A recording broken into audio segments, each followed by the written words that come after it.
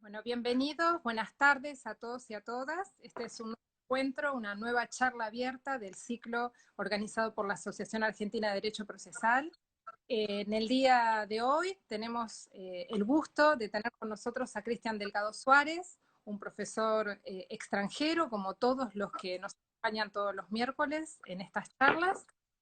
Ha llegado el momento, luego de varios intentos anteriores de conectarnos. Le agradezco desde ya su suma predisposición para hacer todas los antecedentes, las comunicaciones técnicas, las pruebas, las comunicaciones intelectuales y todo el tiempo que nos ha brindado para poder el día de hoy estar acá y que todo funcione y marche correctamente. Bueno, el profesor Cristian Delgado Suárez hoy nos va a hablar sobre la oralidad y las nuevas tecnologías, un tema fundamental en este momento, creo que nos interesa a todos, que lo vivimos cotidianamente, el tema de las nuevas tecnologías y cómo se aplica el proceso. Y bueno, en nombre de la Asociación Argentina de Derecho Procesal, te agradezco enormemente, Cristian, por estar acá con nosotros, por dedicarnos tu tiempo. Antes que nada, quiero comentarle a todos los que se unen por primera vez, que quizás haya algunos, a este ciclo de charlas abiertas, cuál es la modalidad de este encuentro. En la primera hora, porque Instagram solamente permite una charla de esa duración, Cristian Delgado Suárez va a desarrollar su tema oralidad y nuevas tecnologías. Cuando se corte, vamos a volver a ingresar para que tenga la posibilidad de dar un cierre si así lo necesita, y si no, directamente para comenzar con las preguntas. Ustedes en cualquier momento pueden ir haciendo preguntas, nuestro equipo técnico va a ir tomando las preguntas y nos la van a trasladar luego en la segunda hora para que pueda responderlas. Así que las preguntas al final. ¿Sí? Además de eso, les quiero comentar que el próximo miércoles vamos a tener en nuestro ciclo de profesores extranjeros a la profesora Carolina Villadiego, que va a disertar sobre el funcionamiento del sistema de justicia durante la pandemia, un tema también fundamental en este momento, y la moderadora va a ser Rita Mil, así que los invitamos también a estar presentes el miércoles que viene para esta charla que es muy interesante.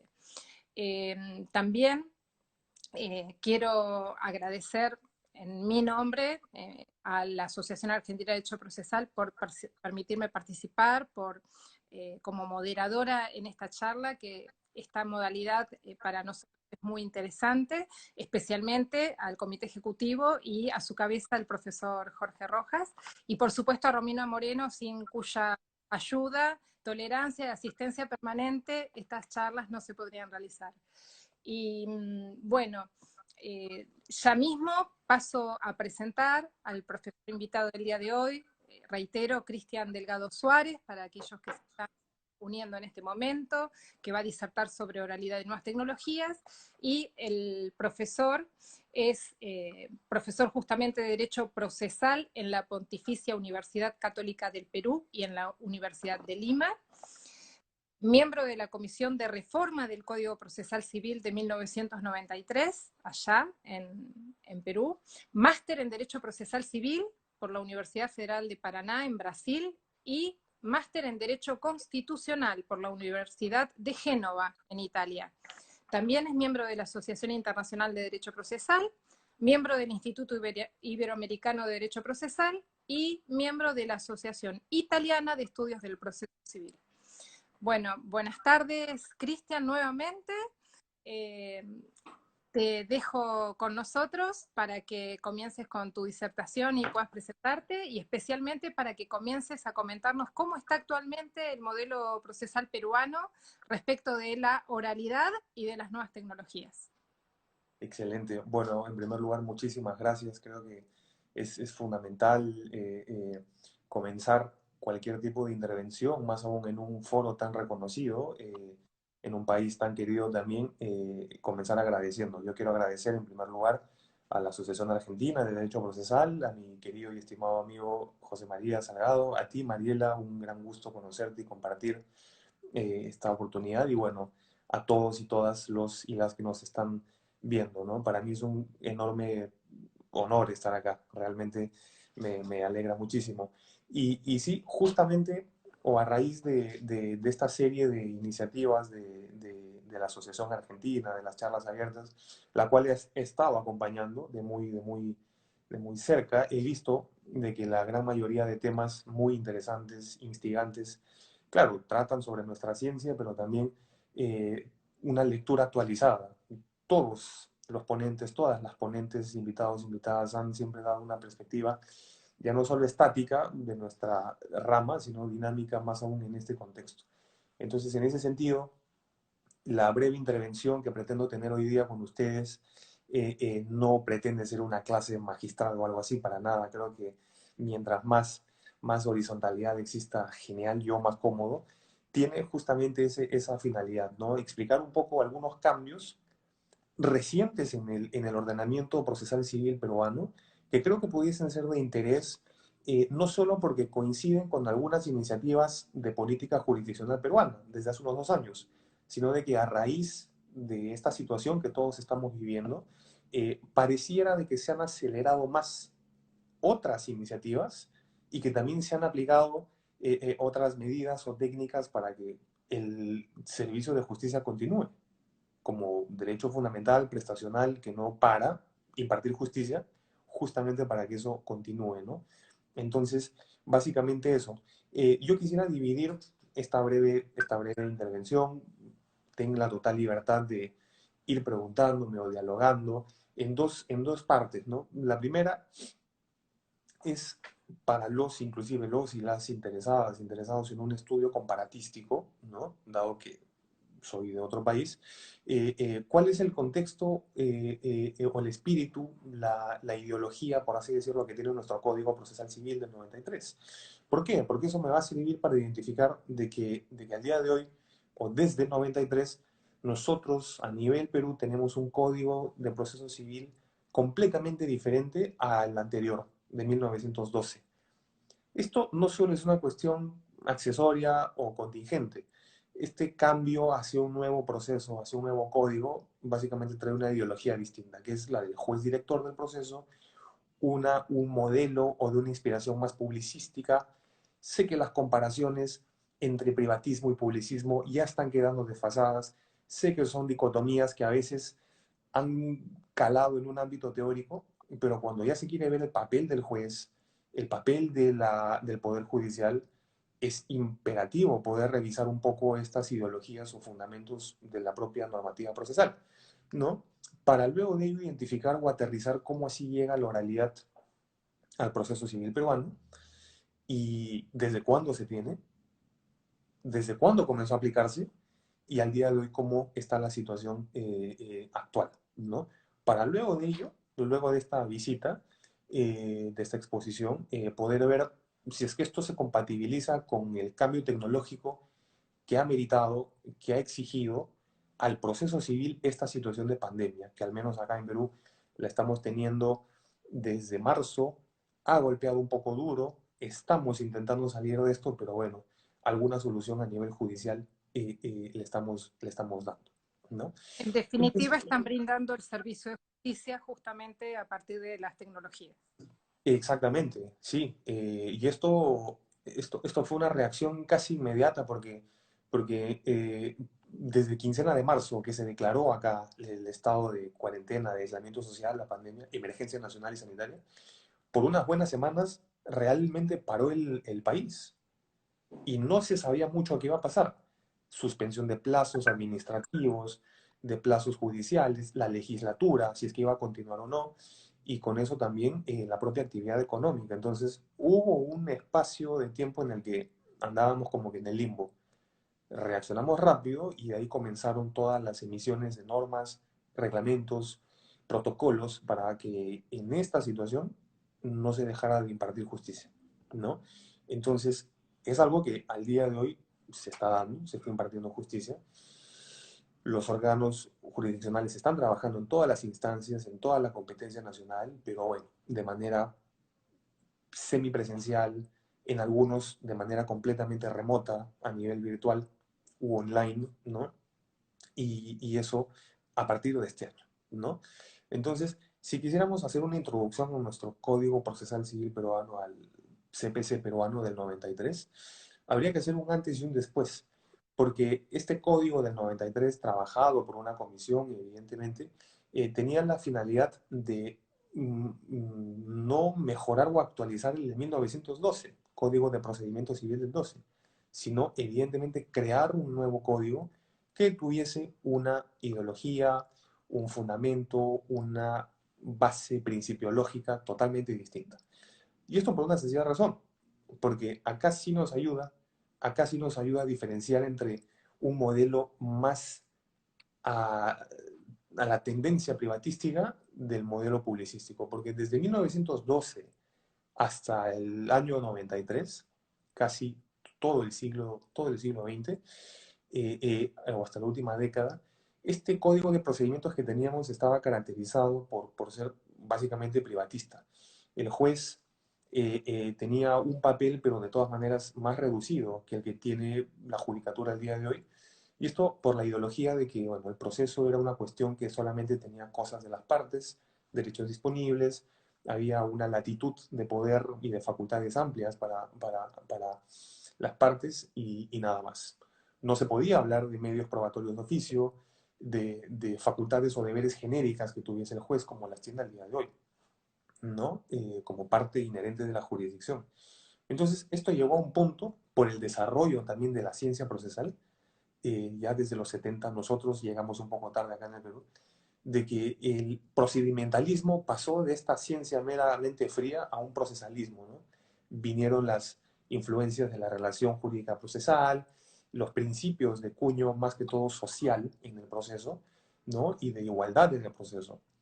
También sirvió mucho por los mismos redactores de nuestro CPC del 93, básicamente el profesor Juan Monroy Galvez, muy reconocido acá, muy conocido en Argentina y querido por los profesores Sí. Oteiza, Berizón, el profesor Peirano.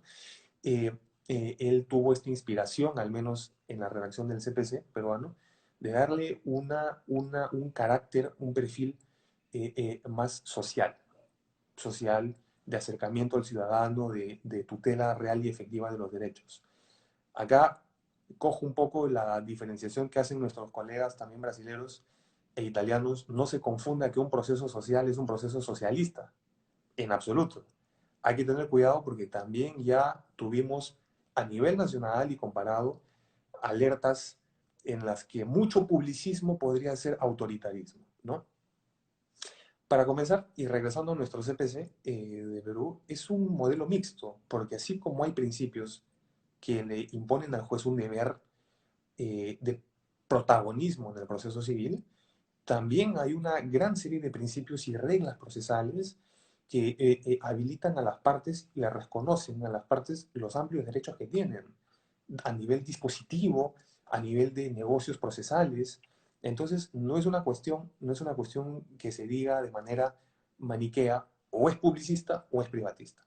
Bien, si esto es así, uno de los tantos principios de esta inspiración, vamos a decirlo así, publicística del proceso, mixta a nivel nacional, lo constituye, diría yo, los principios de impulso de oficio del proceso, dirección del proceso, ¿no? Tutela judicial efectiva, esto hablo en el título preliminar de nuestro CPC, el principio de socialización del proceso, es un marco de principios que casi todas las legislaciones comparten, al menos a nivel iberoamericano, inclusive parte de Europa. Entonces, estos principios redescubiertos, por así decirlo, a la judicatura, impusieron al juez desde este modelo del 93 un papel más protagónico, más de presencia. Por lo tanto, si quisiéramos definir o aproximar a los estudiosos, a las estudiosas a nivel comparado del proceso, nuestro CPC, el CPC peruano, el Código Procesal Civil peruano, es un modelo mixto. Vamos a encontrar desde principios hasta reglas que tanto permiten la actuación del juez como agente de poder, no es más un invitado de piedra, ¿no? Y también esta facultad o estos amplios poderes de las partes para hasta poder modificar a veces las propias reglas del juego, a través, por ejemplo, de negocios procesales, ¿no? Otra cosa muy diferente es de que esto no se haya puesto en práctica, pero Ah, ahí siempre estuvo. Pero perdón, para redondear, este código peruano se inscribe dentro de lo que es la reforma general, una oleada generalizada en Latinoamérica, en el sentido de los procesos orales por audiencias y donde se da protagonismo al juez y se le otorga funciones de dirección del proceso, ¿cierto? Ese sería el resumen. Es correcto, sí, eso es tal cual y justamente como materialización de estos deberes, de esta tutela más cercana, más efectiva, más adecuada, nosotros en nuestro título preliminar recogimos un principio que es el ya famoso y muy tratado principio de inmediación procesal. Entonces, este principio de inmediación procesal, por más que tenga un perfil entre derechos de las partes y deberes del juez, unas de participar física y de manera interactiva y el juez de llevar a cabo estas audiencias, esa podría ser la puerta de ingreso para que al menos desde el 93 con este código podamos hablar de un procedimiento inspirado o con la tendencia a que sea oralizado, ¿no? Y esto se ve en la serie de audiencias que en las vías procedimentales se han incorporado. Entonces, de que tenemos audiencias, las tenemos desde el año 93. Pero tampoco puedo yo dejar de mencionar, y aquí sí hay que hacer un distingo, de que por el simple hecho, tal vez anecdótico, de que tengamos principios tendientes a la oralización y tengamos normas que instituyen audiencias, esto no significa de que sea un procedimiento oral necesariamente. Entonces, lo que hemos tenido hasta hace un par de años, mira tú, desde el 93 hasta básicamente el 2018, ha sido una práctica sistemática de un procedimiento civil con audiencias, pero no ha sido un procedimiento oralizado, que es una cuestión totalmente distinta.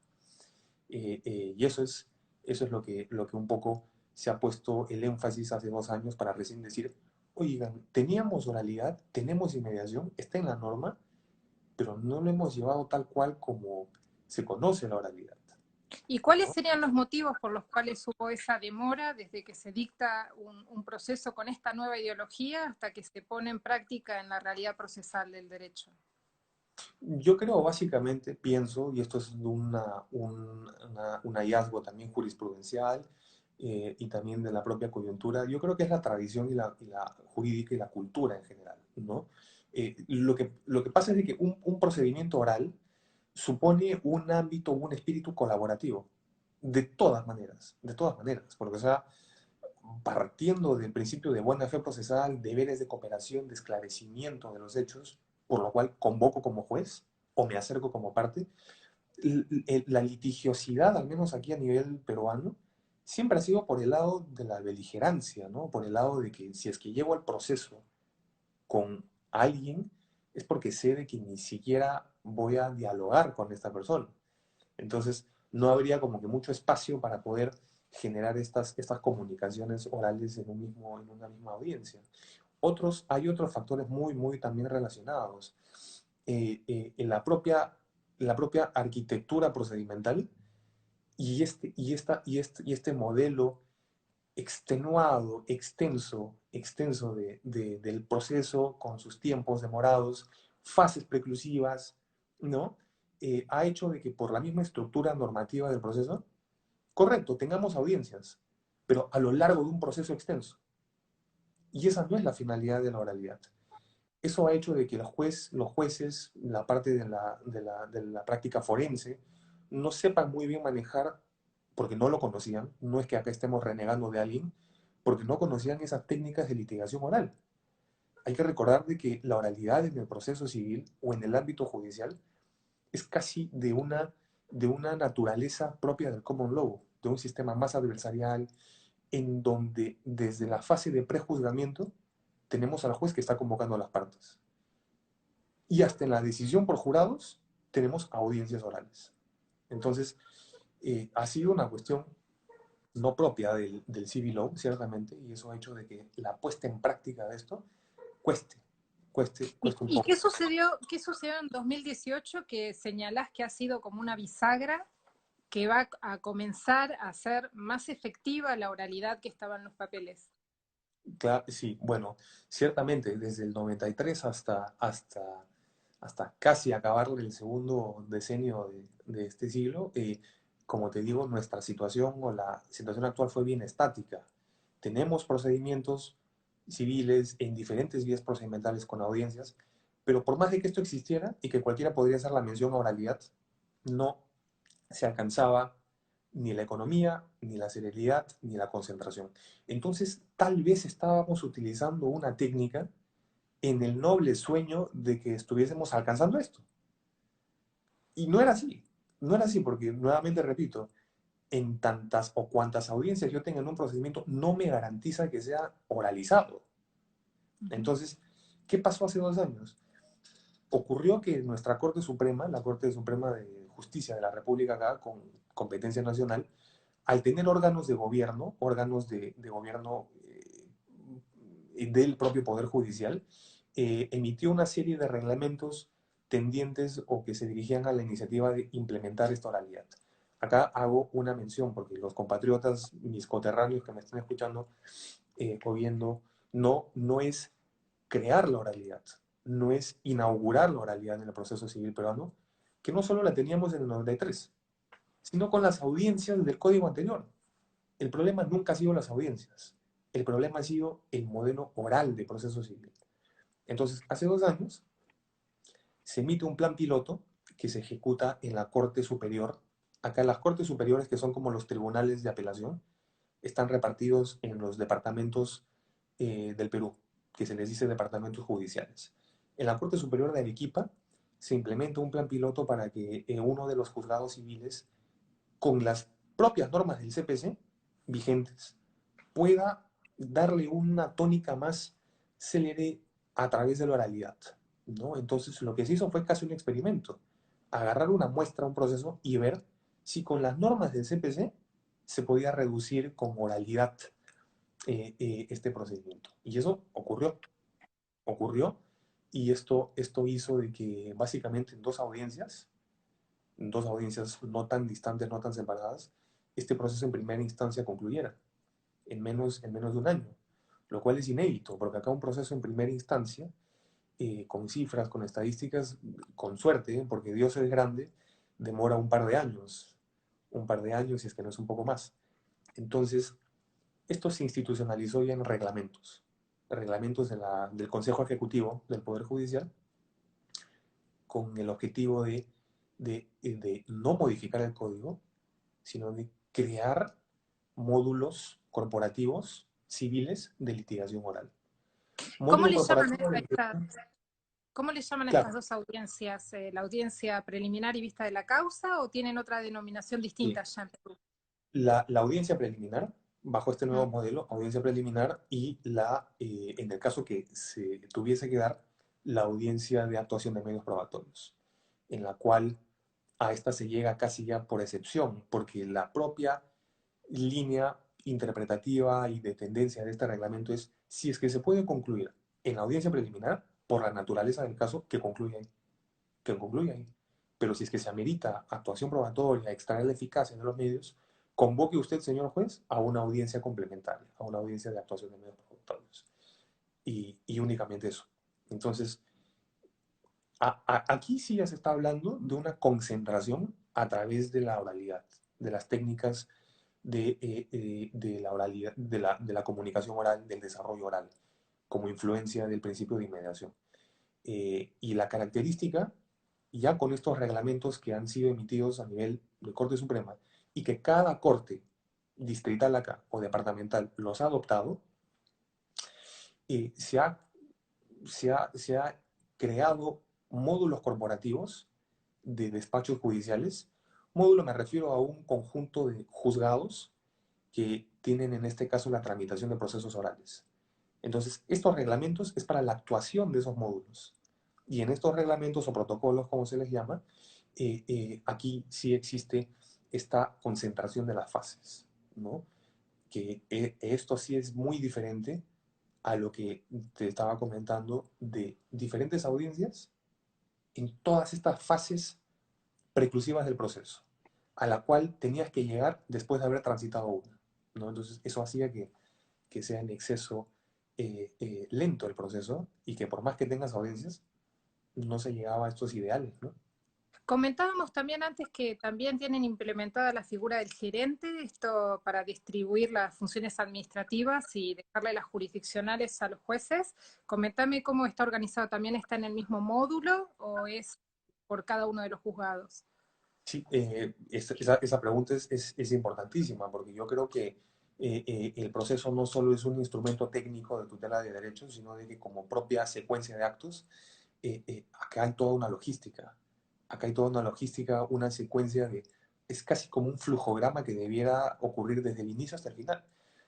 Ocurre que como se está dentro de un aparato estatal, un poder judicial, hay mucha función administrativa de por medio en el proceso judicial.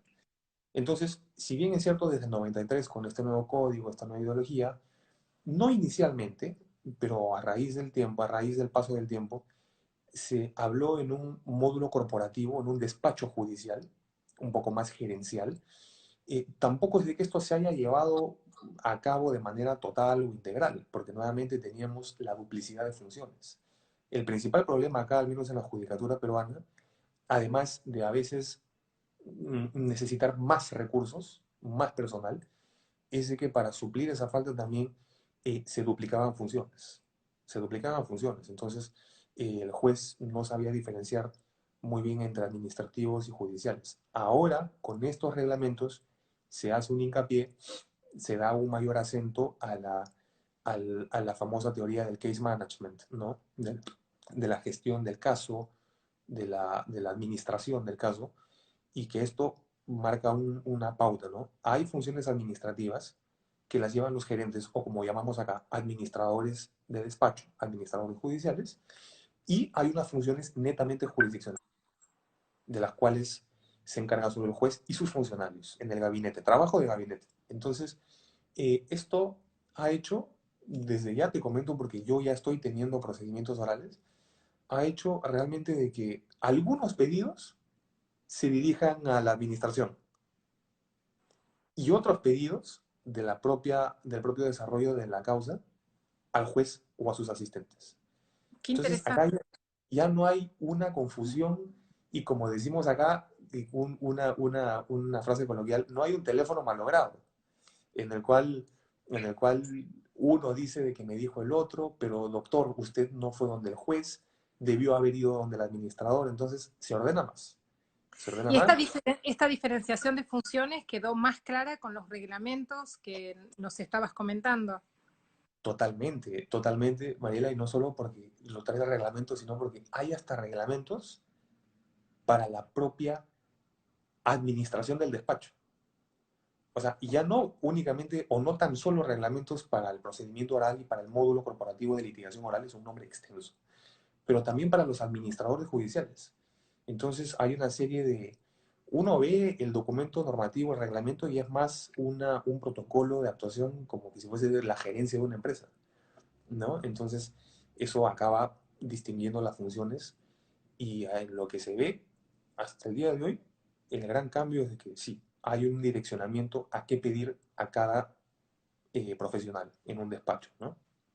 Y eso también facilitó verificar el flujo de casos y el manejo no solo del caso artesanal, sino de todos los casos en su conjunto. ¿Cómo lo ves? Sí, esto aligeró ya no solo las cargas, sino también de que permitió de que como hubiese un flujo más acelerado de las cuestiones administrativas, se tuviese más tiempo, que es un recurso escaso, para el desarrollo o continuidad de las jurisdiccionales. Ya no había compartimiento de estas funciones y esto ha hecho de que también se muestre una data interesante, porque los administradores, que son los que gestionan desde la información hasta que todo lo que ocurre en el despacho, también ya nos han permitido ver cómo ha ido funcionando este nuevo modelo, arrojando los datos, las muestras, para que quiera hacer una estadística, ¿no? Entonces, es un trabajo más de gestión y dirección que solo con el intento y error veremos qué tal funciona, ¿no? ¿Y este reglamento se aplicó directamente en todo Perú o fueron haciendo un plan piloto por distintos departamentos judiciales? ¿Cómo lo han implementado? Claro, estos reglamentos que vienen del Consejo Ejecutivo del Poder Judicial a través de unos equipos técnicos de implementación, ¿correcto? Esto se aplicó en Lima, se aplicó en Arequipa, pero atención, lo que acá hicimos para hacer un desarrollo sostenible y responsable es de que cada corte se presentaba a la Corte Suprema, cada corte de apelación departamental se presentaba a la Corte Suprema para decir, estoy listo como corte para que se implemente la oralidad acá. Porque quien autoriza también de que en la Corte Distrital de Piura, en la Corte Judicial, en la Corte de Justicia de Arequipa, de Ica, departamentos, es la Corte Suprema. Porque no vaya a ser de que simplemente por decir llegó la implementación de la oralidad y la tecnología, yo soy corte de Amazonas, ya voy a empezar a actuar. Hay una logística, hay una infraestructura, hay una preparación la cual tiene que comprobar la Corte de Apelación, que es departamental, para su circunscripción geográfica. Entonces, esta irradiación de estos reglamentos ha sido paulatino, no ha sido a nivel nacional de ninguna manera, ¿no? Tanto Y es en, así de que en y en este 2018 momento, ¿cómo está más o menos avanzando? Hay muchos departamentos judiciales que ya tienen, porque eso requiere bastantes recursos económicos para poder acercar la tecnología, también recursos para formar a las personas, a los operadores, o sea que requiere, no es una cuestión solamente de voluntad de las cámaras de apelaciones que se dirían acá, cortes de apelaciones que dirían allá en Perú, sino que requiere no solamente voluntad, sino también presupuesto, ¿no es cierto? Y preparación en horas de formación de los operadores, ¿no? es correcto, sí, no, esto, como lo comentaba, ha sido paulatino.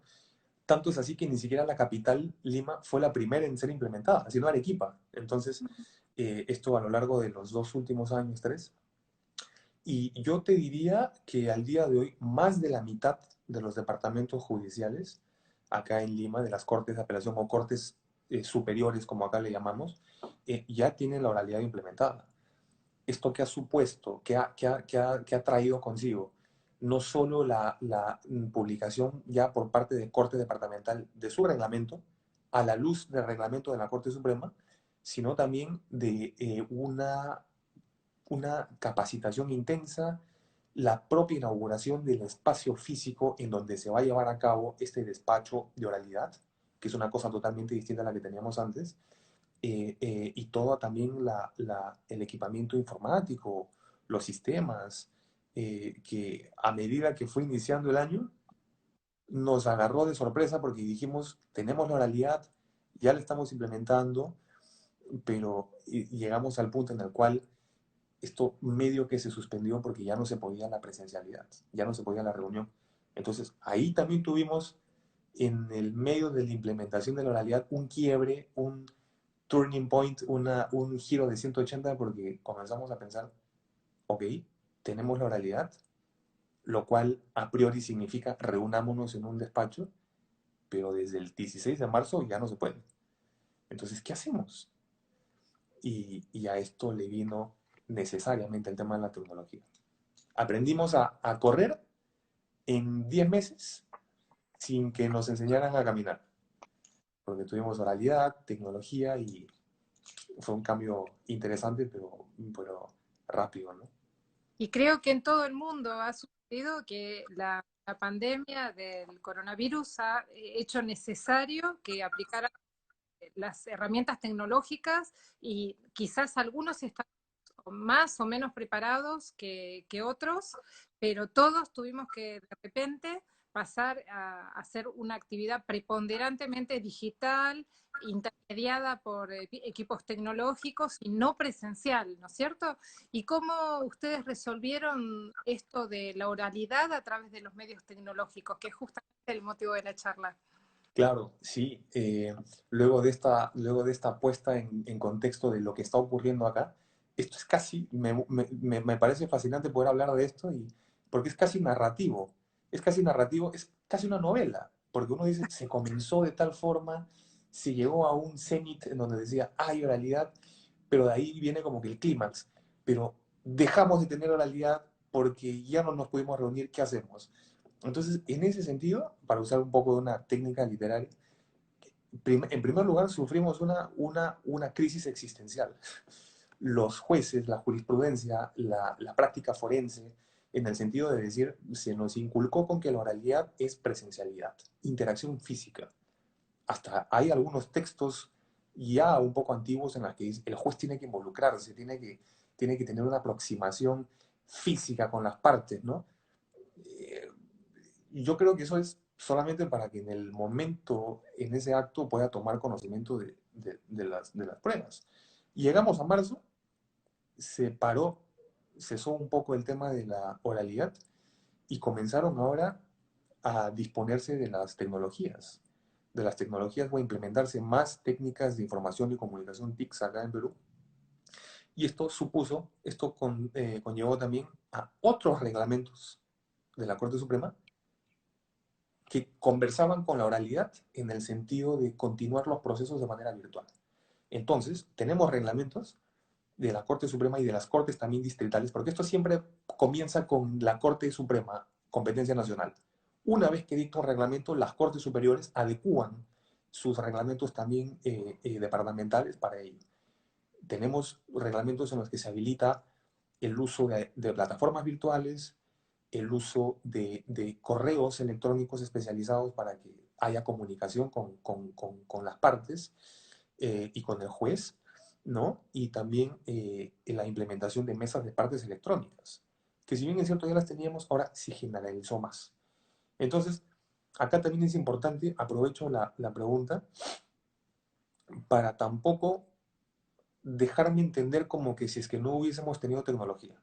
Una cosa es tecnología en el proceso civil para uso de actos aislados, notificación, por Dios, o sea, hay tecnología desde que me notifican electrónicamente una sentencia, y esto ocurre hace años.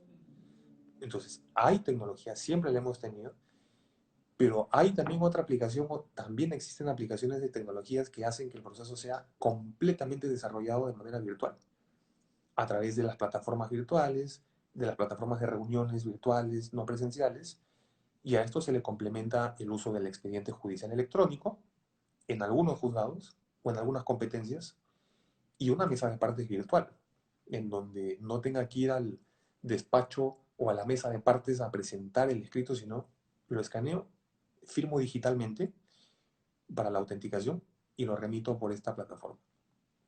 Entonces, recién este año hemos utilizado, creo que yo, la herramienta que sí ha diferenciado la tecnología antes de la pandemia con la tecnología durante la pandemia.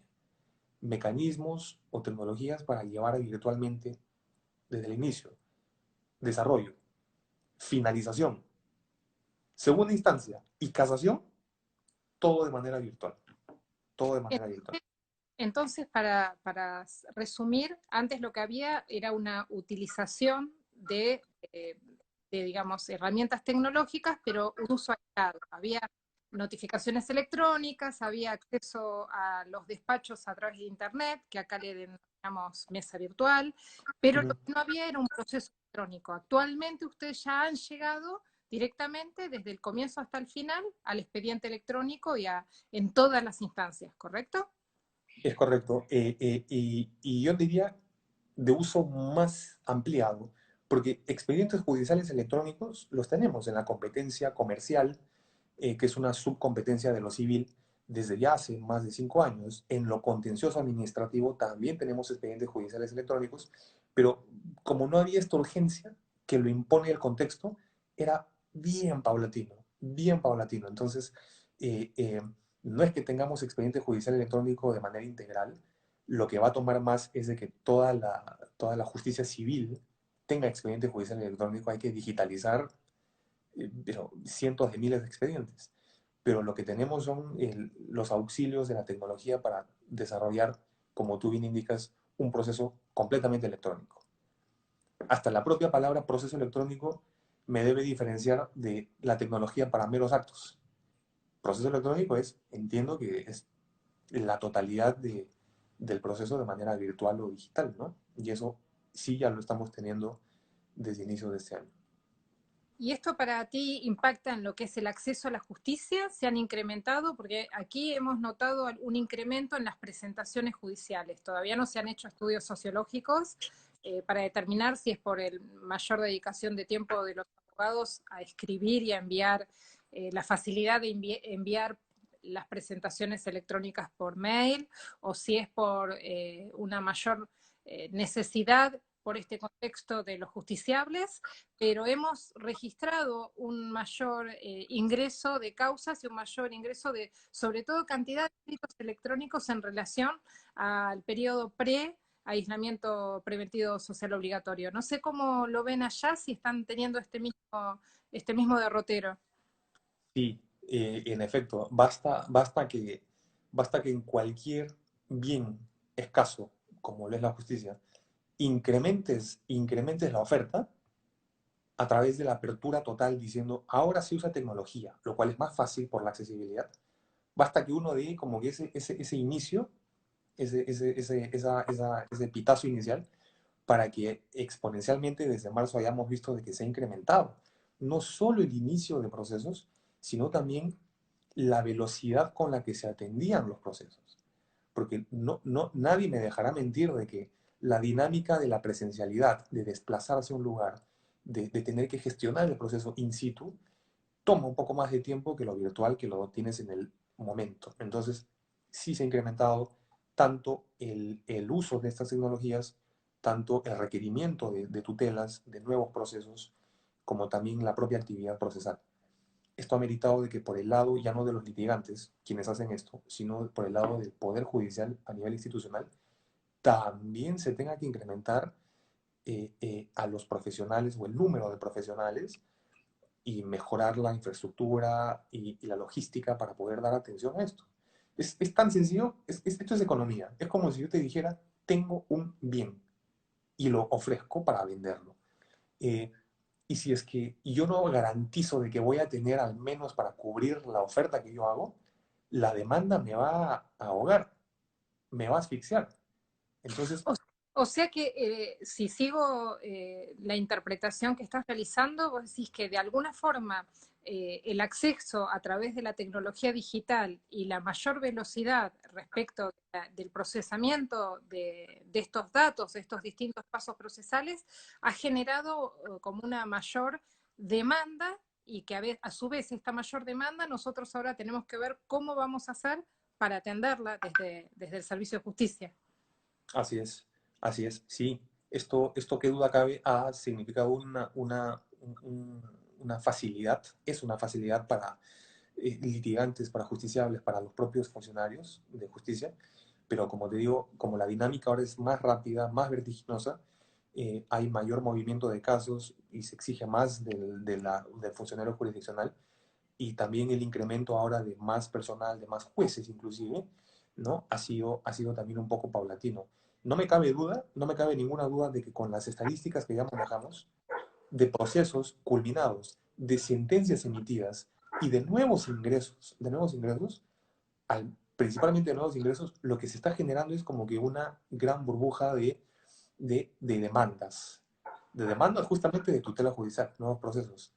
Y para eso, la gran interrogante es, ¿este Poder Judicial u otro en esta situación está listo para dar esa continuidad en el servicio?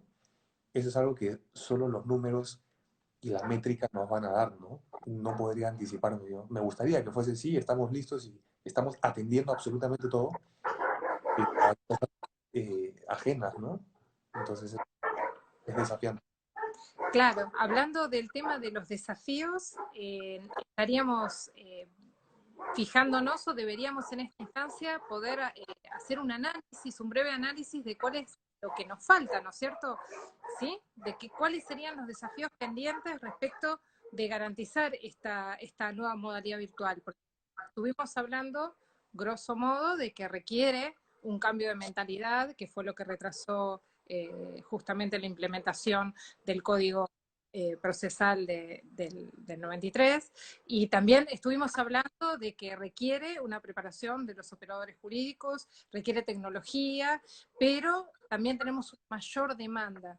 ¿qué estarías viendo vos que estaría faltando para tener la capacidad de tutelar, de brindar una tutela judicial efectiva, a pesar de que se están realizando todos estos cambios? Y te voy a cortar, esta Ajá. pregunta es para que no se vayan de aquí, que vuelvan, van a tener que regresar para poder escuchar la respuesta del profesor Cristian Delgado Suárez, porque estamos cortando ya, faltan 2 minutitos, corto, grabamos lo ya realizado y tienen que volver a conectarse para poder escuchar esta pregunta que quedó en suspenso. Volvemos en unos segunditos. Genial. Buenas tardes nuevamente, Cristian, ¿cómo ¿Qué estás? tal? Nuevamente. Gracias.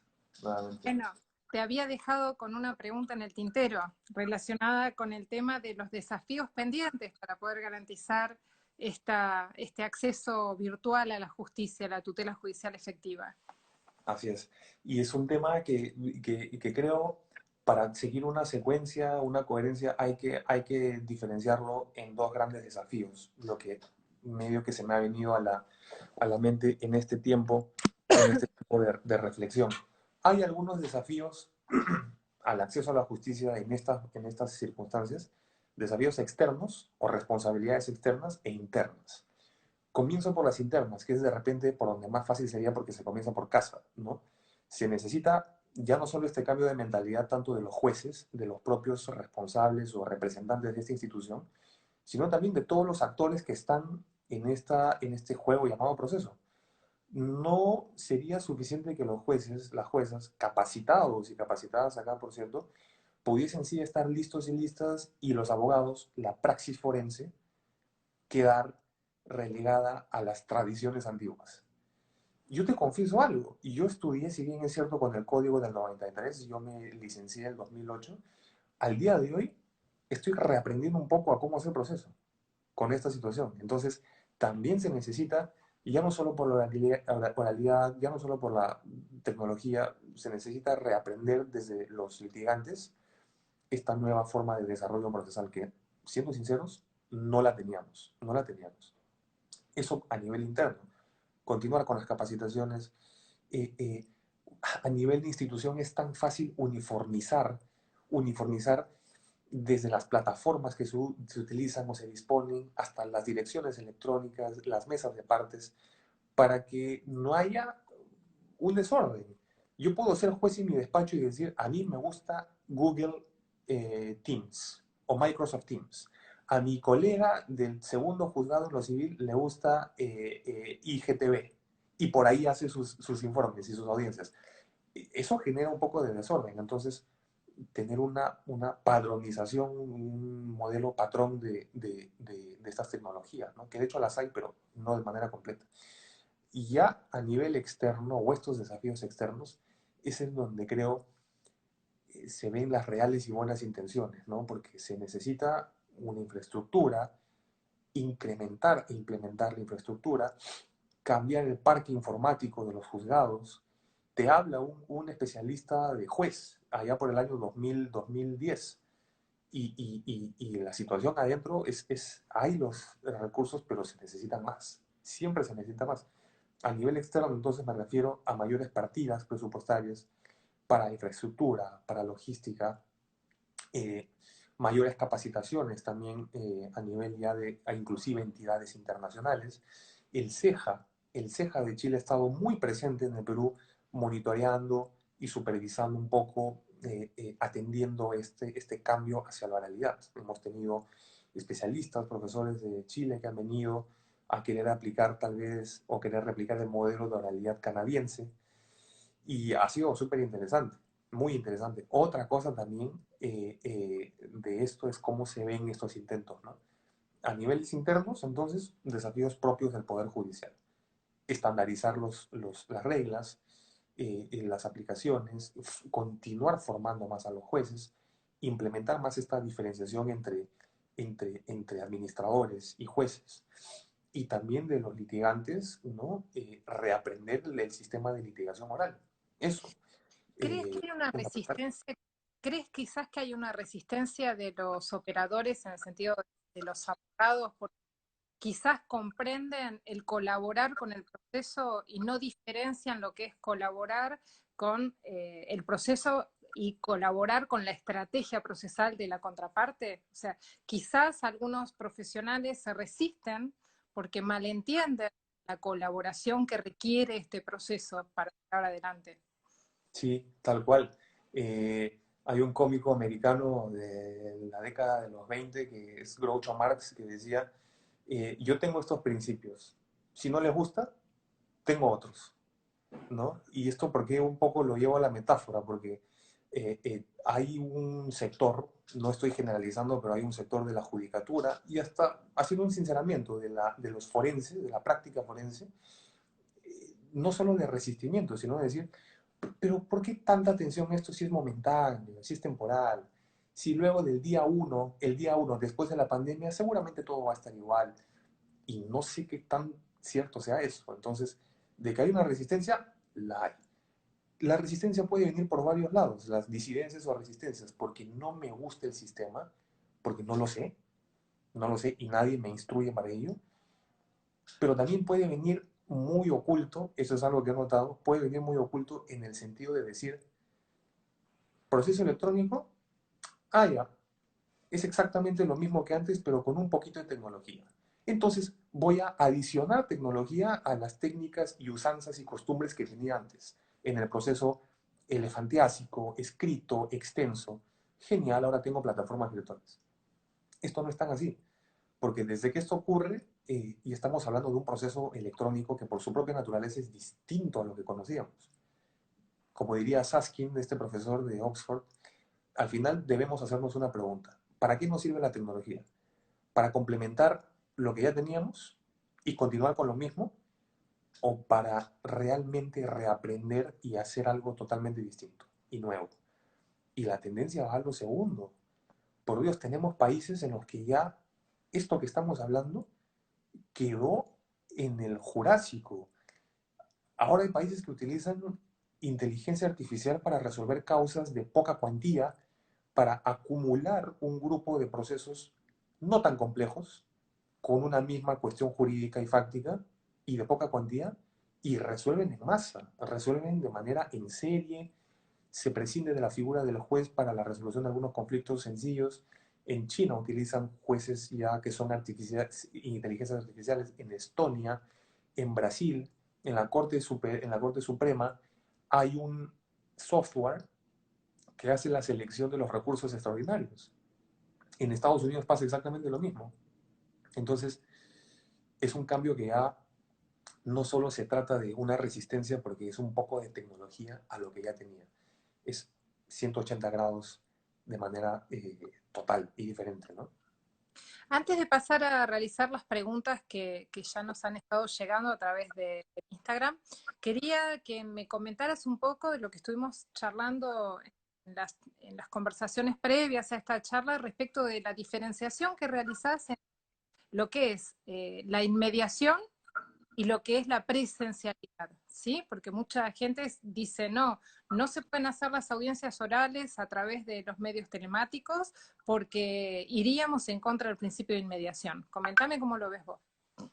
Sí, esto ha generado también muchas discusiones teóricas y hasta el propio cuestionamiento de la oralidad y si es que realmente estamos en un esquema de oralidad sin presencialidad. Eh, Esto es algo, Mariela, muy afincado, y ya no solo en el ideario nacional actual. Por Dios, o sea, quien revisa a Mauro Capelletti y al acceso a la justicia que escribió con Garth, Brian Garth, allá por los 70, parte esencial del acceso a la justicia es acceder a un lugar donde se imparta justicia. Entonces, eso parece que al día de hoy se ha visto totalmente reinterpretado. Eh, eh, ¿Esto por qué lo digo? Porque la oralidad, si bien acá se ha entendido como que inmediación, interacción física en un mismo lugar, hemos tenido cuestionamientos de que porque no hay presencialidad no se llegaría a la finalidad de que quiera la oralidad. Yo tengo mis serias dudas y hay muchos teóricos, propios jueces también, que indican lo más importante es de que el acto se lleve en el mismo momento.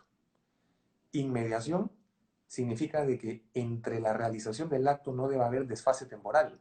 Y mediación nunca quiso significar entre la realización del acto, yo estoy en Lima y tú estás en Buenos Aires y no hay mediación. Entonces, creo que el análisis parte por el criterio, ¿qué nos interesa más? ¿El lugar o la eficacia del acto desarrollada en ese momento? Entonces, es por eso de que la inmediación, yo creo, supone no solo no presencialidad, sino de que trae consigo de que la sincronía se pueda dar de manera no presencial. Y Entonces, ese, una sincronía que permita una interacción, un feedback. exactamente, exacto. Eso Entonces, sería la inmediación. sí, sí, no, porque lo que se quiere al final, la inmediación, no es para que el juez esté hecho un psicólogo, un psicoterapeuta, y vea a todos en una mesa y diga, bueno, voy a examinar a cada uno. Lo que quiere es tomar conocimiento en ese acto para que entre ese conocimiento y la eficacia del acto no se interponga nada. No se interponga tiempo, sobre todo. Tiempo, porque ese tiempo es desfase. Y es por eso que desde que tenemos estas tecnologías con la oralidad, ya tenemos la idea de que sí se puede llevar a cabo ambas. Ambas conversan. Habrán cosas que por la naturaleza o actos procesales que por su propia naturaleza no se podrán llevar por la vía virtual. Y ahí entonces nuestros propios reglamentos indican en aquellos actos o ahí donde no se pueda ejecutar un acto procesal virtual, el juez debe convocarlo para que se lleve presencialmente. Y entonces no hay ningún problema, no hay un salto a la generalización o totalización de la tecnología porque hay cosas que no se pueden hacer virtualmente. Sino que hay una facultad discrecional del juez de determinar que en un caso concreto no se va a poder realizar si no es en forma presencial.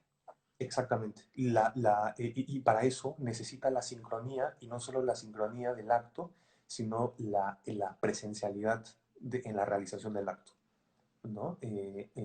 Al final de cuentas, a mí me gusta mucho leer y criticar y repensar las cosas. Mis maestros me enseñaron a, Cristian, no creas ni en lo que tú piensas que sabes.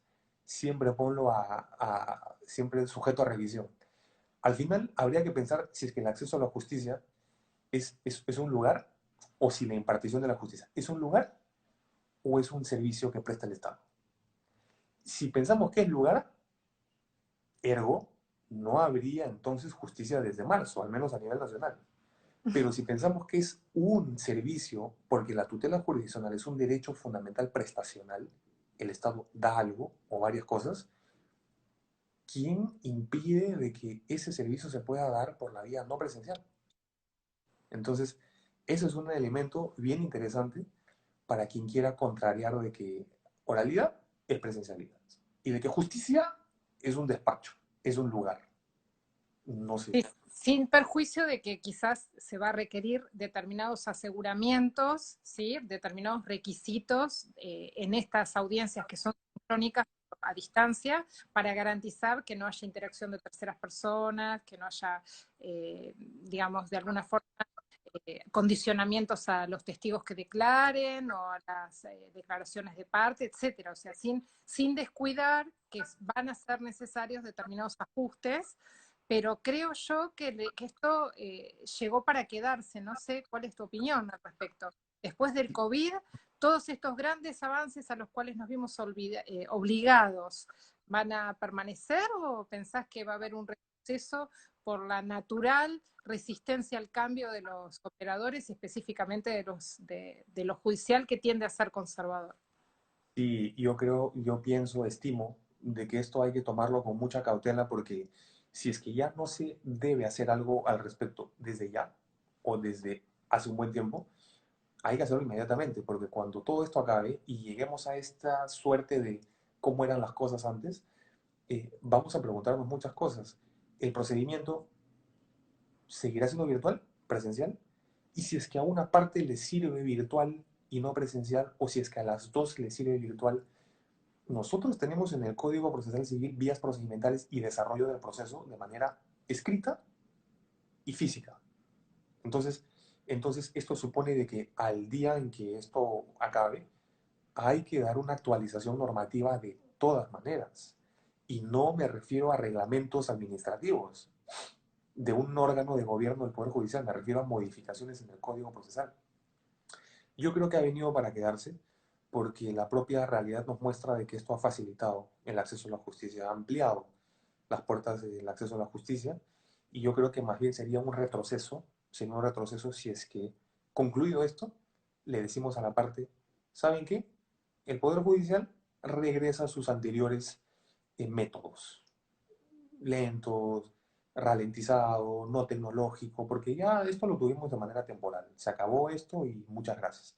No, yo creo que ahí tiene que primar de que la accesibilidad a la justicia va a ser a la facilidad que las partes tengan para poder estar en un proceso. ¿Cómo se hace eso?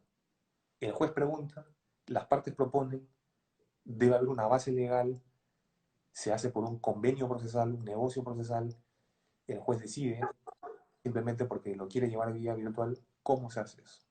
Y si es que se lleva virtualmente, lo que tú también acabas de comentar, que es fundamental, garantizar la conectividad, tecnología, formación. Entonces, es bien interesante, es desafiante, de todas maneras.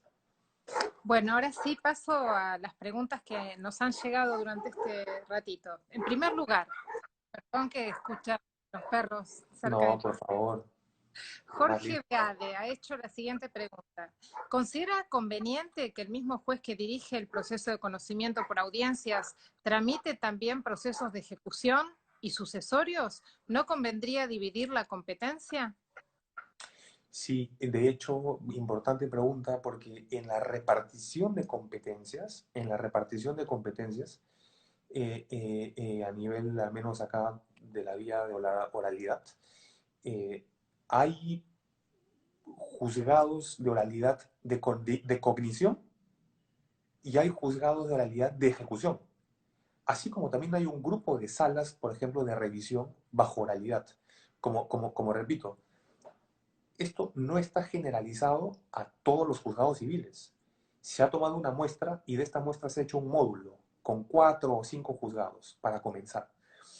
Dentro de este módulo hay de cognición, hay de ejecución, ¿no? Que son otros juzgados, y también hay salas revisoras. Lo que sí no se ha distinguido es por la pretensión, mejor dicho. O sea, lo que es cognición por la vía oral va a ser todo cognición, indemnizatorio, sucesorio, temas también de repente de familia, civil familia, esto es una competencia, una subcompetencia, pero esa es la repartición para el tema de la oralidad.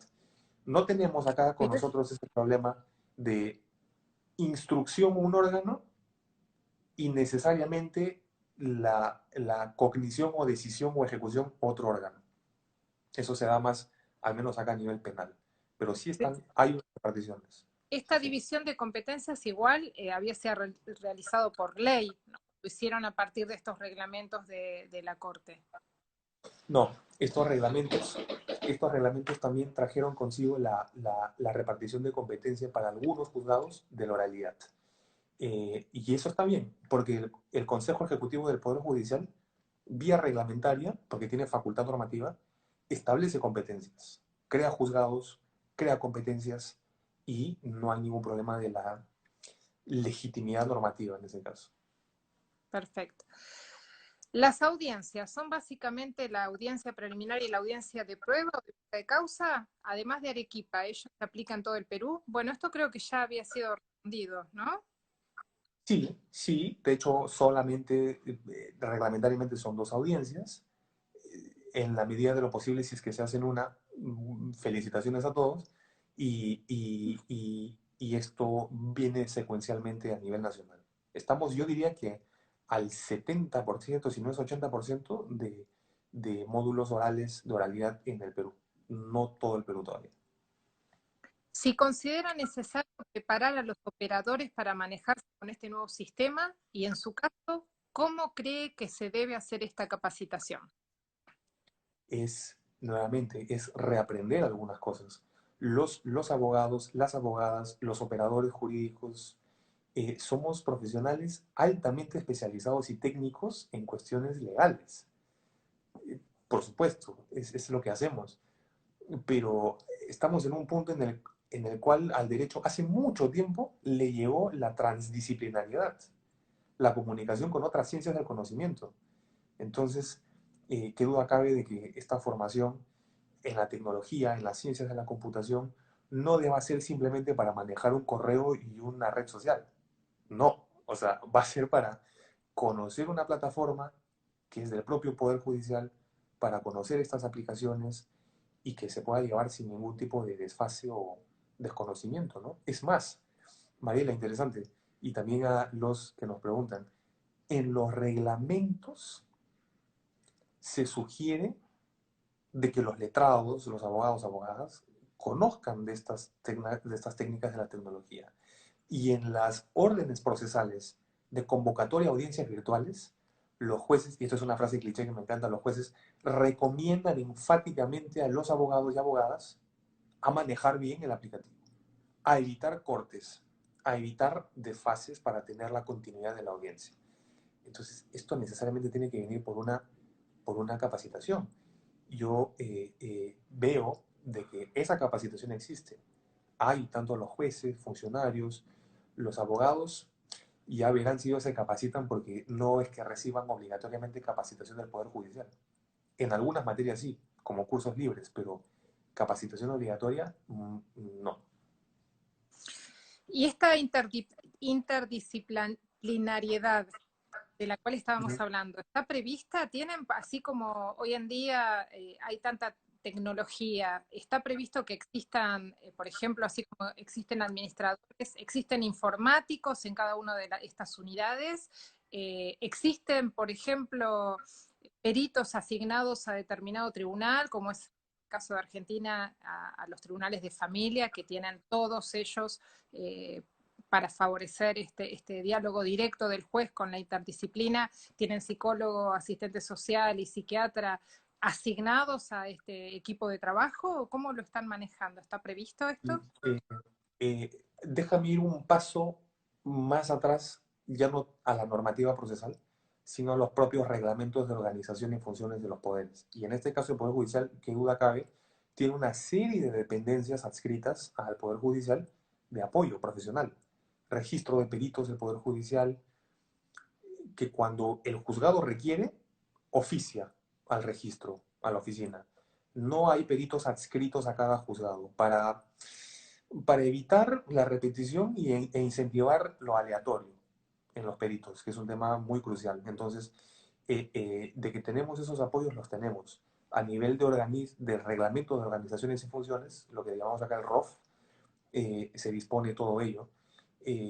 Pero ya, más que todo, yendo a esta comunicación o uso de otros conocimientos, otras ciencias, otras profesiones, no es casual de que en estos reglamentos de oralidad, en la parte introductoria de los principios, se haya incluido como principio del avance tecnológico. Hay un principio positivado que tiene que ver con el avance y el uso de la tecnología. Me van a perdonar, pero es que eso no es un principio jurídico. O sea, se ha hecho jurídico o legal porque está positivado en un documento normativo, pero por Dios, esto es ingeniería de sistemas, informática, y está bien que sea eso, porque el juez y el abogado, los funcionarios judiciales no están, o sea, deben servirse, deben aprovechar justamente estas asistencias de los otros profesionales que están en el Poder Judicial. Pues, ¿no? Sí hay una horizontalidad total en estas profesiones. Pasamos a una pregunta. Si los reglamentos que usted refirió están incorporados al Código Procesal y específicamente, ¿de dónde surge la división de tareas administrativas y las jurisdiccionales? Responderé de manera concisa. Los reglamentos de la creación de los módulos, de la oralidad y todo ello, no conforman el Código Procesal Civil y no son normas legales de naturaleza de código o de leyes, son reglamentos administrativos. Esto ha generado algún tipo de prurito entre alguna parte de la práctica forense y ha dicho, no, lo que están haciendo en realidad es modificar el código con reglamentos administrativos. y no hay equiparación entre esas normas, no se puede. El procedimiento oral peruano es ilegal e inconstitucional. Y está bien para el ejercicio teórico, ¿no? Pero hay que tener cuidado de que lo que no se está haciendo es modificar el código. No, lo que se está haciendo es, con una norma administrativa, crear un módulo corporativo, que eso sí se puede. Y este módulo corporativo, endosarle algunas reglas de tramitación, en concordancia con el CPC. Hay un trayecto normativo, no es que se pueda decir son ilegales, son inconstitucionales. Eso no obsta de que deban incorporarse en el CPC, pero sabemos lo que toma un reglamento administrativo y lo que toma una ley para modificar un código, ¿no? No están incorporadas. La del despacho judicial o la del modelo de gestión y administración y los administradores judiciales, eso está en la ley orgánica del Poder Judicial. Hay una enumeración, una lista muy grande de funciones, de las competencias de los jueces y las funciones en todas las instancias, y también ahí está incorporado el papel del administrador judicial, con todas sus funciones que se le adquieren, ¿no? Que se le han dado. Entonces, tu opinión es que sería, que si bien no es inconstitucional, sería conveniente que en un futuro sean incorporados todas las reformas en el Código Procesal, y crees que quizás justamente los mayores tiempos que demora la realización y sanción de una ley legalmente, los tiempos, ¿no? Requiere eso, es lo que ha generado la necesidad de que la Corte dicte estos reglamentos ante la necesidad de brindar la tutela judicial efectiva. Es tal cual, es una necesidad, es una urgencia más aún en estos tiempos. Y yo creo que también es una parte, una forma de que el mismo Poder Judicial con estos intentos, en la medida de lo que puede, en lo legalmente permitido, haga una reivindicación a los ya anteriores trabajos de propuestas de reforma del Código Procesal, en donde están incluidos todo lo que hemos hablado, oralidad, tecnología, pero que como iniciativas legislativas sigue un trámite engorroso, ¿no? La cantidad de informes que aprueben, hacerlo proyecto de ley, someterlo al Parlamento, que una comisión lo vea, que esta comisión lo apruebe, y si es que lo apruebe, que lo discute en el Pleno, que no haya ninguna observación. Eso, eso no nos No lleva a tomar, cierto, claro. eso no nos lleva a tomar estos meses.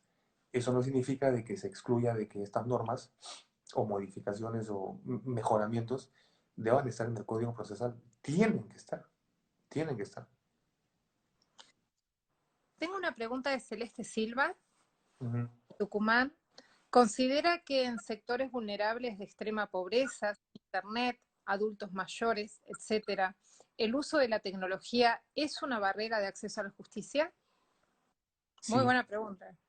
excelente, porque me lleva entonces a una paradoja y sensacional la pregunta, porque entonces al responderla positivamente, tal vez lo que he dicho hasta este momento sería contradictorio con mi respuesta, pero son esas cosas que nos dejan los espacios de no absolutismo, ¿no? Nuevamente, esto ya no depende de qué tanto diga una norma o no. Si es que estamos dependiendo de otros conocimientos, otros profesionales, otro presupuesto y las dificultades de la propia geografía peruana, ¿ya? Esto hace de que más bien imponer la tecnología sea una restricción al acceso a la justicia. Pero atención, también hay muchas decisiones de la Corte Interamericana de Derechos Humanos en donde, por el contrario, exigir al justiciable que vaya presencialmente a un despacho, a veces no puede. Y también sería entonces una restricción al acceso a la justicia. Por donde uno quiera ver, en algún lugar en donde falte algo, puede haber alguna carencia o restricción al acceso a la justicia, pero qué duda cabe. Yo no puedo decir o afirmar de que el Internet y la conexión 4G, 5G o lo que vaya a venir está garantizado a nivel nacional. Me gustaría que fuese, pero van a haber jueces en los que se rehúsen a esto porque no llega el Internet o no hay una operadora de teléfono que pueda llevar esto. ¿Y ahí qué vamos a hacer? ¿Ahí qué hacemos? Le decimos al Estado, no hay internet, no llevo el proceso, o le decimos al Estado, no me impongas esto obligatoriamente y déjame ver la naturaleza del caso concreto. Las partes son personas de extrema pobreza, requieren auxilio judicial. Yo no le puedo exigir a alguien que requiera auxilio judicial, que hay muchos en el país, muchos sujetos en ese estado de vulnerabilidad, que pues esté en un aparato informático muy bien conectado. De repente no lo tiene. Entonces, eso es algo para sopesar. Eso es algo para sopesar y para permitir que ante esa deficiencia el Estado diga, ok, juez, analiza el caso y propon lo mejor para las partes. Tú eres director del proceso, por Dios. Entonces, ve a las partes, atiende sus pedidos y ve si es que es más fácil y más accesible la vía virtual o la vía presencial. Y volvemos a la necesidad de que cuando se reglamente en un código procesal o más adelante se finalice esta reglamentación del proceso, se tengan entonces en cuenta facultades discrecionales del juez para ajustar a las necesidades del caso y en este caso de las personas vulnerables, ¿no es cierto? Totalmente. El Sí. juez tiene esa dirección del proceso, debe tener esa gestión. ¿Sí? Tengo una profesora tengo una pregunta de mi titular, la profesora Patricia Bermejo. ¿Cuál ha sido la respuesta de los jueces y de los abogados a las nuevas modalidades de la oralidad? Si en general están conformes o no. Genial pregunta. Y esto es una pregunta que me lleva a también ver ahora a fin de año, de este año, y a inicios del próximo, el discurso de inicio del año judicial del presidente del Poder Judicial del Perú, que no le quepa duda de que va a tener que dar rendición de algunas cuentas, ¿no? De todo tipo, cualitativo, cuantitativo. Y yo diría, por lo que puedo ver y presenciar, de que la respuesta ha sido muy positiva. Ha sido muy positiva por parte tanto de la judicatura como por parte de la práctica forense, con las limitaciones del caso, pero nos hemos adecuado muy rápido, con ayuda también del propio Estado, del propio Poder Judicial, y ha facilitado mucho. No creo que al día de hoy haya alguien que reniegue o rechace este método, ¿no? Es más, se busca que esto, más bien por la propia iniciativa de los jueces, de los abogados, se levantan voces para que se uniformice de manera completa a más procesos, a más juzgados, a más competencias, y ya se evite desplazarse físicamente, ¿no? Entonces, ¿crees que en general tanto abogados como jueces, como justiciables, en general todos los sectores están conformes, creen que es un beneficio? En general, sin decir de que es una totalidad, porque también nuevamente van a haber estos sectores en los que no pueden, no tienen cómo acceder y que hasta por, como te digo, de manera externa o interna, no, el Poder Judicial no les ha instruido o ellos no manejan estos temas, no llega al Internet, y ahí sí va a haber un rechazo, ¿no? Ahí sí va a haber un rechazo porque se va a sentir como que me están arrastrando algo que no puedo o que no tengo cómo, ¿no? Entonces, pero es un sector minoritario. A nivel de jueces, abogados, hay una gran aceptación, ¿sí? Otra pregunta de la profesora Patricia Bermejo. ¿Algún juez ha resuelto en el sentido de ser más proactivo que las acordadas de la Corte Suprema o en general solo se limitan a aplicar las disposiciones que el superior dicta? ¿Han avanzado los jueces aún más o esperan a que dicte una acordada, una reglamentación la Corte para luego ponerla en práctica? Eh, yo diría que más que avanzar, porque tampoco es que puedan ir más allá del reglamento, hay un patrón, sí hay unos límites, pero lo que han hecho es, con lo que tienen este reglamento, de repente diversificar o ya ponerse ellos de acuerdo en función de su despacho, en función de los funcionarios que tienen, cómo hacer esta gestión del caso, este case management. No tenemos una regla que diga taxativamente, esta es la gestión del caso correcta, y es así como se debe llevar. O que el gran esquema es oralidad y usted ve a juez o jueza cómo lo hace. No.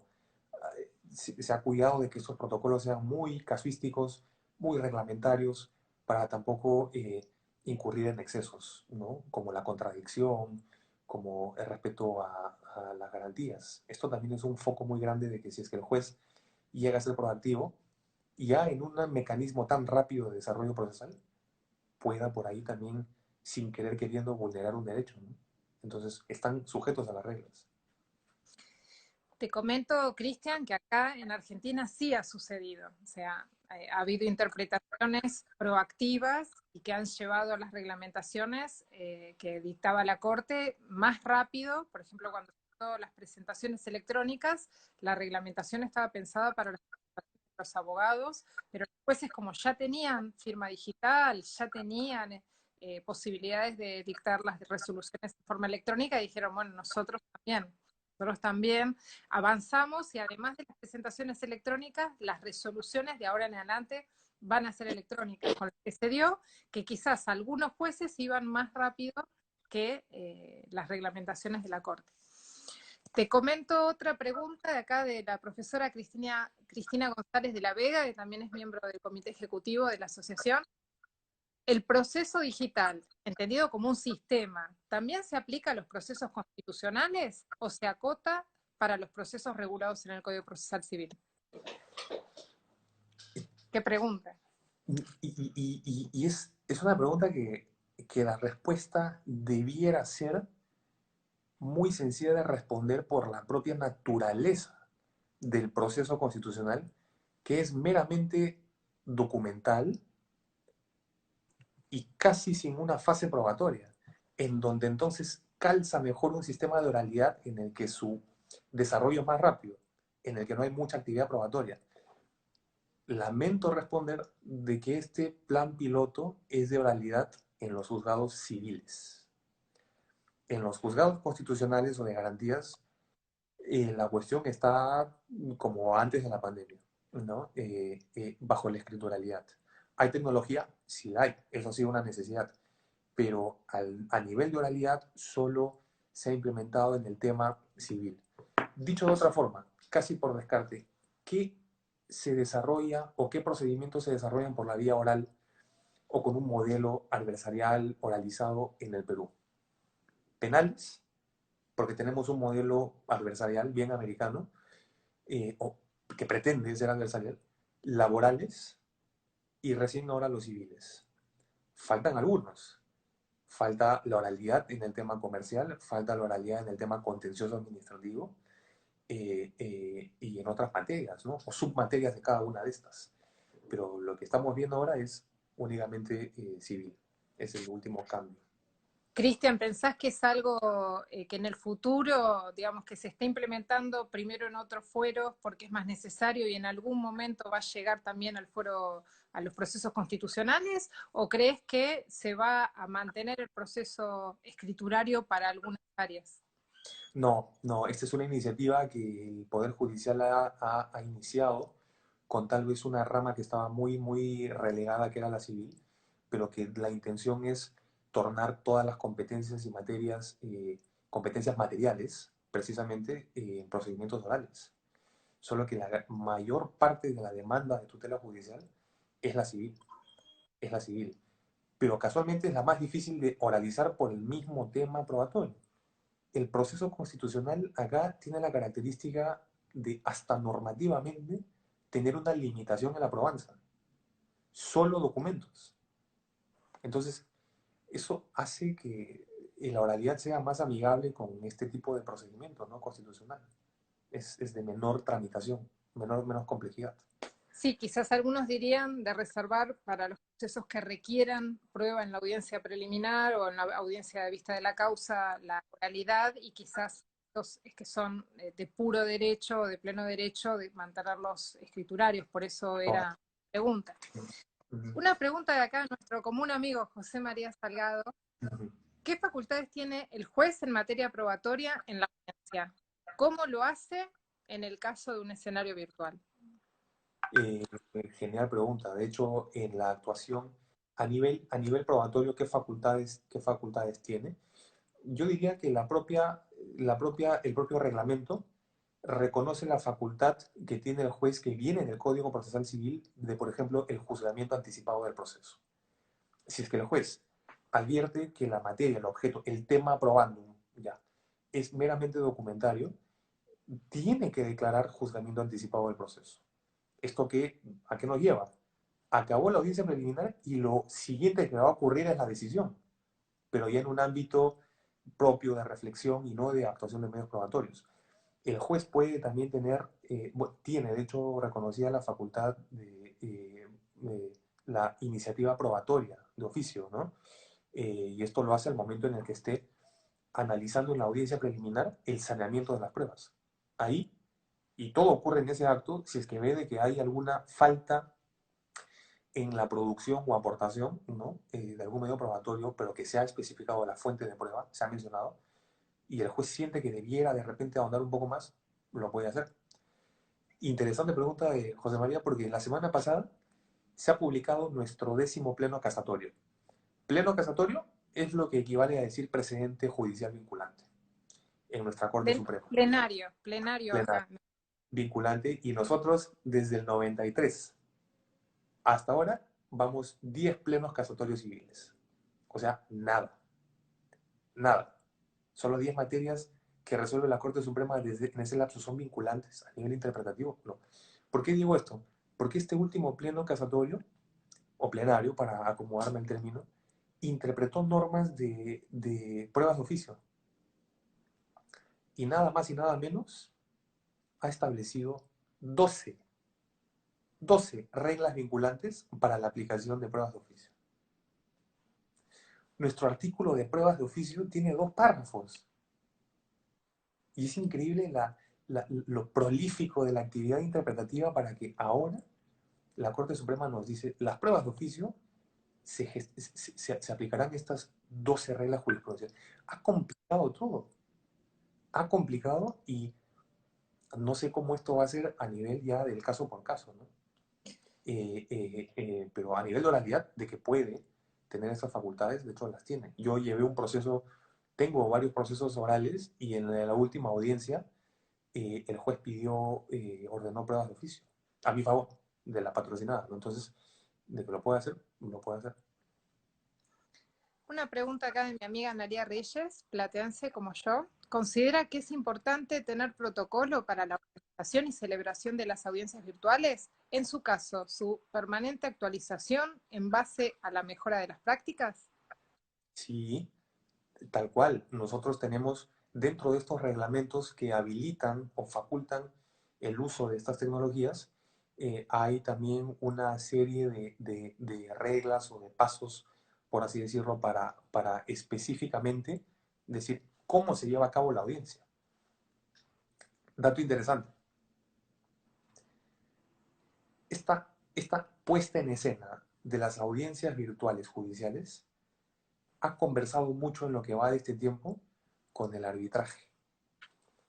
El arbitraje peruano, a nivel peruano, realmente es como, voy a exagerar, pero es como estar en Disneyland, por la flexibilidad, por lo amigable, por la ductibilidad del procedimiento y de que uno lo puede llevar de manera virtual como presencial.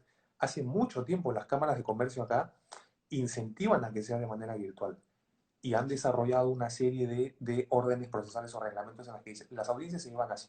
Usted tiene tanto tiempo, usted tiene tanto tiempo, puede utilizar otros auxilios o soportes, habrá un tiempo de receso, habrán contrapreguntas, todo estructurado, y eso se está replicando no solo en el reglamento, sino en cada orden del juez. El juez en la convocatoria a la audiencia virtual define las reglas para el desarrollo de esas audiencias. Es necesario. ¿Y a partir de esto se está utilizando más asiduamente el arbitraje en Perú? ¿Hay como un florecimiento o es simplemente un mayor diálogo entre un acercamiento mayor entre lo que es el proceso arbitral y el proceso civil? A nivel de estadísticas globales, el Perú es uno de los países que más arbitra, en los que más se litiga en arbitraje. Muchísimo. Nosotros tenemos una práctica muy fuerte en ese sentido y con esto también el desarrollo de las propias normas y de la propia gestión del caso. En el arbitraje, hace un buen rato que tenemos la manera de arbitraje virtual o arbitraje online, una plataforma de cada Cámara de Comercio en la que se puede llevar, si es que las partes así lo acuerdan, si es que las partes lo acuerdan, o se ponen de acuerdo en el trámite, en las fases introductorias, llevarlo de manera virtual. ¿De qué ha florecido? No solo ha florecido, se ha ramificado acá el arbitraje desde el inicio de la pandemia, por una sencilla razón. La gran mayoría de cláusulas de resolución de conflictos de los contratos tienen una cláusula arbitral. Y precisamente los que se han visto más afectados con la pandemia. Arrendamientos, arrendamientos financieros o el leasing, el famoso leasing, y todas aquellas de ejecución continua. Todas esas tienen un arbitraje, una cláusula arbitral. Y como hay muchas empresas que se han visto impedidas de realizar sus prestaciones, se ha activado mucho el arbitraje y necesariamente por la vía virtual. Y siempre está, el arbitraje siempre ha estado listo para atender a esa necesidad de tramitación virtual. De eso es lo que está aprendiendo un poco el Poder Judicial.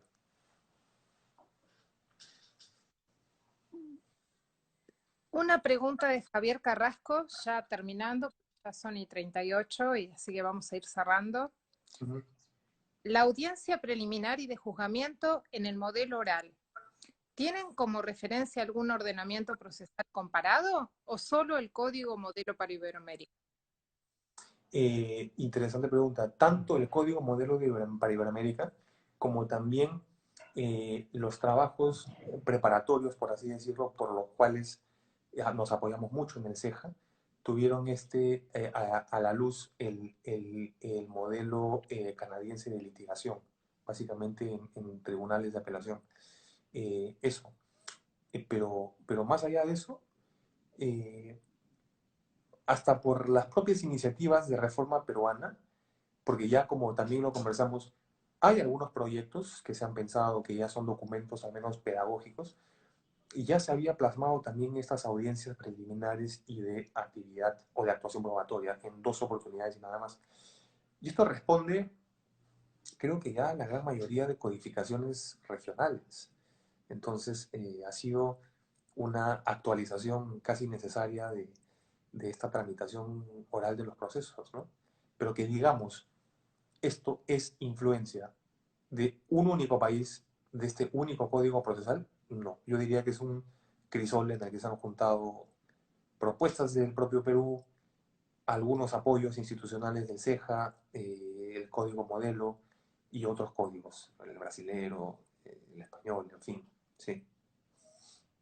Buenísimo. Bueno, la última pregunta de Daniel Guardia. ¿Existe una oficina administrativa que ordena las audiencias o ellas son fijadas por cada tribunal según su agenda de trabajo? ¿Existen oficinas administrativas o una sección que es de la administración, del despacho, donde están los administradores, los funcionarios que se encargan de toda la gestión y logística?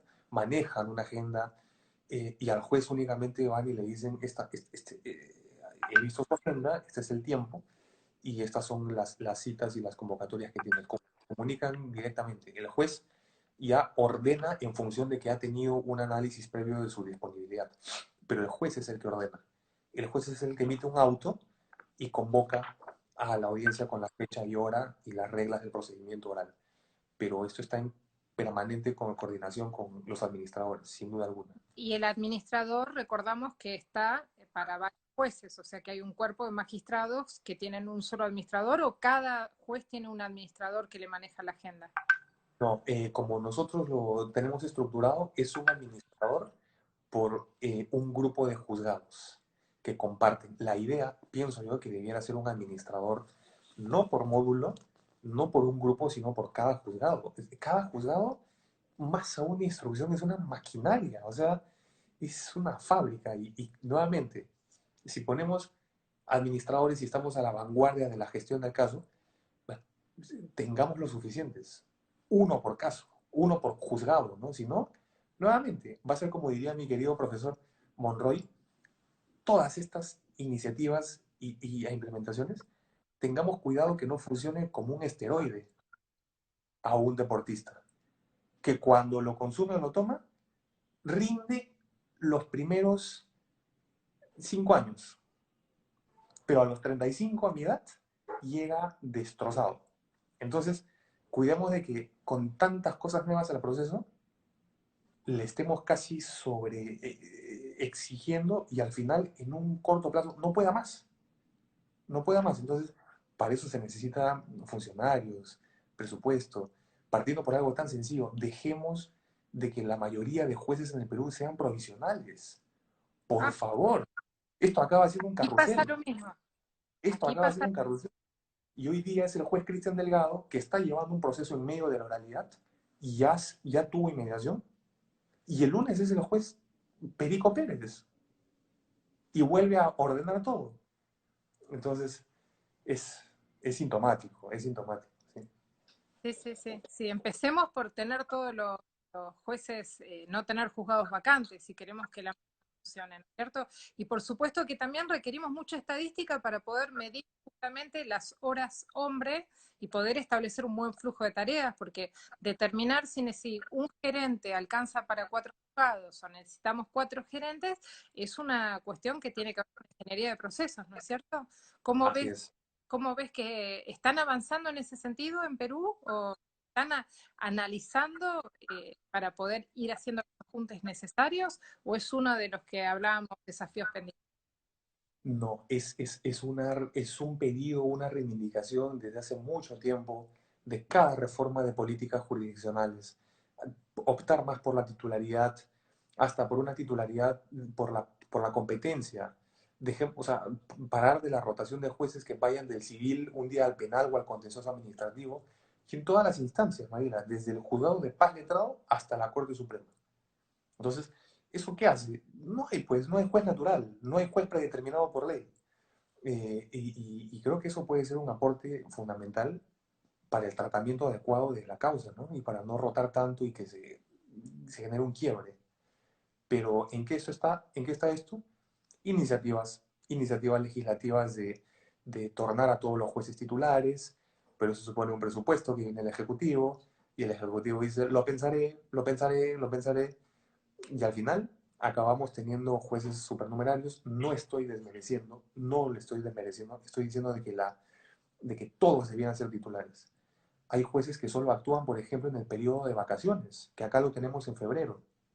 La gran mayoría de jueces titulares toman vacaciones, solamente toman ese mes, y en su defecto entran para algunos juzgados los famosos jueces supernumerarios, eh, eh, y solo ese mes. Entonces hay mucha rotación y eso torna No también un poco favorece. impracticable, no favorece para nada. No. Estamos hablando de mejorar el procedimiento, mejorar la tecnología y nos olvidamos de que es un barco sin capitán, un juzgado. Claro, si yo tengo un F-18, un avión de quinta generación de caza, yo voy a querer poner a un capitán, no a uno de primer año de la escuela aérea, ¿no? Entonces, es tan sencillo como eso. Tal cual, tal cual. Bueno, Cristian Delgado, muchísimas gracias en nombre de la Asociación Argentina de Derecho Procesal. Te reagradecemos tu participación, tu predisposición, tus conocimientos, ¿sí? Tu apertura mental, estos nuevos aires que nos traes desde Perú. Esperamos contar pronto con tu presencia nuevamente, presencial o virtual. Y bueno, nada, solamente agradecerte en nombre de la asociación y recordarle a todos los que nos están escuchando que el próximo miércoles va a estar Carolina Villadiego hablando del funcionamiento del sistema de justicia durante la pandemia y la moderadora va a ser Rita Mil. Los esperamos y te dejo para despedirte. Muchísimas gracias a todos, a todas, a los responsables de la organización, a la Asociación Argentina, a cada uno de los participantes, a ti, Mariela, ha sido un gusto compartir estas charlas y yo quedo muy alegre, muy satisfecho, honrado. Esto para mí es un gran honor y ciertamente pasaremos esta fase y estaré presencialmente para aprender de ustedes allá. Que Así así sea. que así sea y quedo a su disposición para los eventos que tengan a bien invitarme. Muchísimas gracias, Mariela. Adiós y los esperamos a todos el próximo miércoles. Hasta luego. Gracias.